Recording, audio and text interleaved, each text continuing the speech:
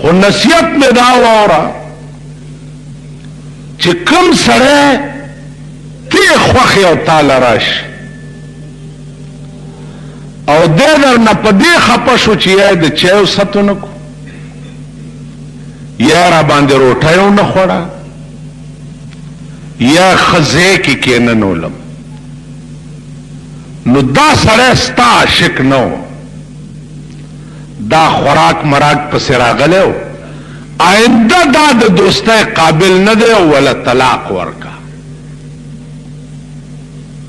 ځکه چې ته مال راغلی که نه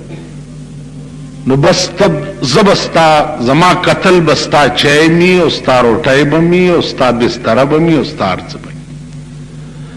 او چې هر کله ته په خوراک خفه شوې نو روټۍ خلاصه چې بیا په دې طرف ونه ګورې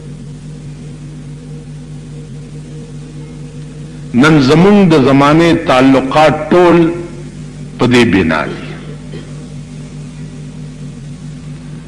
زما یو اشنا و د دې خوا کلو ما ته یاره راشه راشه راشه راشه ما زه نشم یو زورور چرګ مې ساتلی دی مالخدر به شمه خو چاته به وی نه چې دی راغلی دی او بس روټۍ موټۍ به وخورو بیا به راځو ویل نو بیا در باندې څه کوم نه چې روټۍ وخورې چې لږ څه خو هم زما خو څه نامه موشي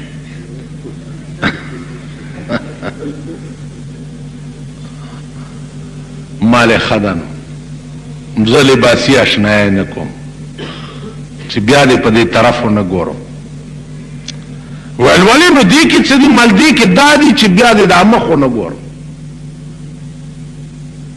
نو نن زمونږ زمانه ټوله دا عملنې رو یارانې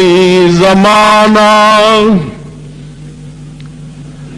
یارانې زمانہ مثل گل انارن در باغ آشنائی بوئے وفا ندارد و د دې زمانه یاران داسې دي لکه د انارو باغ ته چې ورننوځي تک سره سره ګلونه یې پکې ډېر ښایسته خو په ټول باغ کې چې وګرځي نو بوی به ترې در نشي رنګ یې څومره ښایسته وي یارانې زمانہ مثل گل انارن در باغ آشنائی بوئے وفا ندارد بوی متی درنش نو د دوی رنګ ډېر ښایسته دی دا لواڼی غوا دي پای پکې نشته په ډول ځان خرڅوي